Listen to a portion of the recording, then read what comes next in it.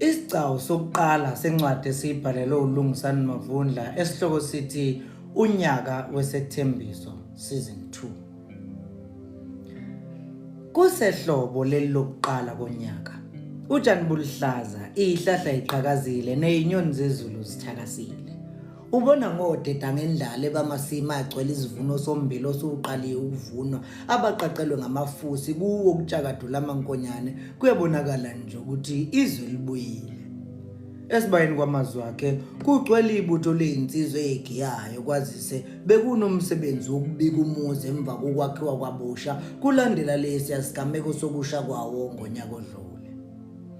Kumnandi kudelile njengoba besifazane bevele othangweni lesibaya belokhu belilizele njalo ngesikhathi izinsizwa sibongela leke sisukume yazisho iqephuzi ithele ezinye ngomqobo.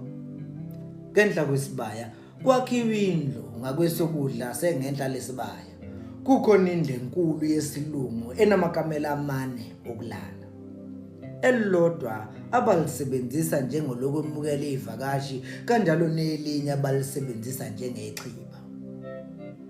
Khona ngenhla kwaso isibaya ngakwesokudla sakhona kumindle eyisiflati naye yakhiwe ngesitina yasipendwa kahle ngopendo omhlophe sakuphupha. Upheli nabazali bakhe nabo bebekhona kulomsebenzi wokubikwa komuzi. Lokhu kuze emveni kokuba ubaba kaMazwi akhe ashaya phansi ngonyawo ethi angeke ukuthi uphele sesebenze kangaka ukubakhela umuzi bese ngabikho yena nabazali bakhe emcimbini wokuubika. Lapha endla kwesibaya kukhona isize esikhulu esilinde ukwakha indlu yangenhla.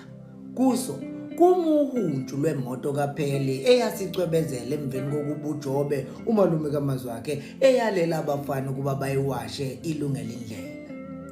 Ngezansi kwesiza ngenhlana nje kwaso kwasisibaya la konke ukuphithizela kwenzeka khona kumaba kwadlamini abagqoke beconsa kumachiliza unina kaPheli odluphe ibhantshi nesiketi kwandawonye okumbala kaKwatapheya kanjalo nomhelane onenethe nophaphe wena wabona abasiki bengqephe enkundleni yamahasha ngoNhlangulane eThekwini. Eceleni kwakhe kumeza kwakhe uDlamini ugqoke ishethi elihle elimhlophe entanyeni ulengisa uthayi obomvu qhephu nebhuluku elimpunga. Maduzane naye kumuPheli kanjalo nabalapha kwaMkhize kanye noJobe sekuyavaleliswana njengoba abazali bakaPheli sebephuthuma uhambo olubabuyisele emva nje. Nabantu balapha endaweni sebelokhu beyidlulisa nje lapha kulesi sigungu befuna ukubukela eduze lezi izivakashi zaseThekwini okubonakala nangezibuko ezigqokile ukuthi hey izifundiswa lezi. Cha ize noma lo umachiliza eshekhomba uPheli ezophinda boy kusafanele sidlulise kodwa ke thina ayashiya eMkhomazi bese abuya buyeke ezoqhubeka nempilo yakhe. Kodwa ke masisho nje balingana ukuthi sijabulile kakhulu siphatheke kahle nje impela. Sengazi ukuthi ke kungathi konke sikuhlelayo njengemndeni kube impumelelo. Unina kaPheli umachiliza cha sijabule kakhulu nathi balingani ngokuba khona nje kwenu. uJobe umalume kaMazwi akhe phela iqiniso lithi bekungeke kube nje ukuba bekungemsebenzi kakhodi. Eshekhomba uPheli ngekhanda owayesekhophoze ebheke phansi wena wabona ingoduso. Ugqoke ingubende namhlanje uzothile aqhubeka umalume. Alukho phela lolu hlobo lwendlu lapha endaweni kungokuqala ngqa ukuthi nomlamo wamabenalo konke ngenxa nje indodakazi yena esisho ukuthi hayi siyabonga sesithemba ke ukuthi izingane iyophathana kahle zihloniphane njengalokhu beyilokhu zenza kusukela imoya yazo yaqala nje ukuxhumana. Yizeke noma bazi phela ukuthi kuzofanele benze izinto ngokosiko lwethu thina amaZulu. Empeleni nje ilo wami okufanele aqinisekise lokho ngoba phela uyayazi inqubomgomo. UMkhize uyise kaMazwi akhe eshekhwicizana lethwala ngemumva samuntu ohlola igceke ashaya isikhwehlela. Kodwa ke selilonke umlamo wami uqedile. Sibonga kakhulu nina bakwaDlamini ngenisenzele khona. Ngicabanga ukuthi ngikhulumela nomngami lo eshebheka uMasitholo wayemile ezothile ecoleni kwakhe. Ngikhulumela naye uma ngithi enikwenze kithi ningakwenzi nakwabanye. Phela ningagcina ningenamali kanti phela lokho kungasho ukuthi bazomthatha umakoti wethu lona. Bahleke bonke bejabule kubonakala nje ukuthi lemndeni seyibakhile ngempela ubuhlobo. Abuyisa inhlonze uJobe. Uphi boy yena umfana? Eqala bengingathi ngizohamba naye. Khona bekhulumeke kanjalo malume. Kodwa selokhu ngimgcine kade eqeda ukugiya angangabe ngisambona ukuthi uphuma esibayeni washona apha emveni kwalokho.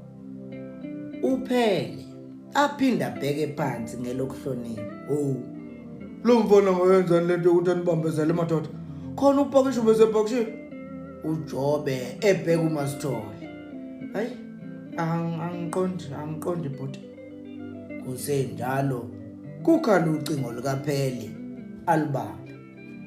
Mase eshe suka kancane lapha esixukwini eyaleni egceke.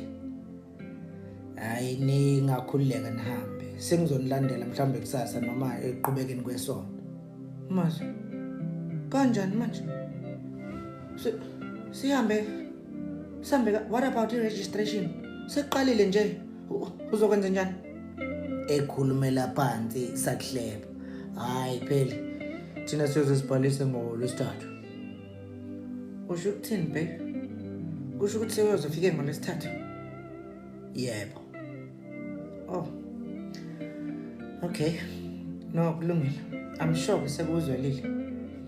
Ungikhonzele kuyena. Umtshela ukuthi ngithe ngiyayithanda lento ayenza yokuphikelela ukubhala noma abazali bakhe bengavumi. Uthi ngithe intombazane yenza njalo ke. Wena ke if there's anything you need just shout, okay? Just don't forget ukuthi ngikhona. Ne? Kulungile. So you're not gonna even come nje and take a hug and say bye. Nesibindi yazi mazakhe ntuli yazi wena. Phela nihambe kahle. Ungibongele kubaba nomama wakho. Bona uzobabona nini? Luvale kucingo. Oh damn, this time thing. Awuthi ngimfanele mina. Eshesha inamba kamazwi wakhe. Lukhala isikhatshanyana lingabanjwa azalivale. Abuyele emuva kubazali. Ubani uthini?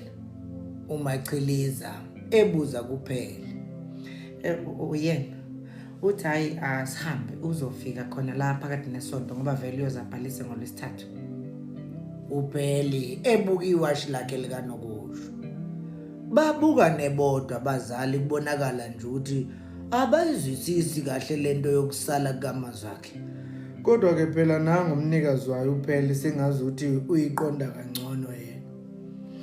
Cha. Sibaleke nina basemapheleni. Udlamini uyise kaPheli. Sikhulekela indlela enhle kithi nokusala okuhle kunina. Elungisa uthayi wakhe ekhombisa ukuthi mabahambe manje. Baxhawulaneke baphelezelane sekuyongena emotweni. Kuqhamuka ingane noplastiki kuwo kwakukhona okugoqwe ngephephandaba. Cala seniyongena ngakho endlini balingana ukuze babone phela ukuthi bekuhlajiwe la benikhona. Umkhize esheyinika uDlamini owayidlulisela kumachiliza. Sibalikhulu. Sibonge kakhulu ndoda yamadoda. Eveza isandla exhawula. Isuke kancane imoto inyelela noPhelo wayilokho eqalaze njalo ngasesangweni la umazwi wakhe ephume washona ngakhona.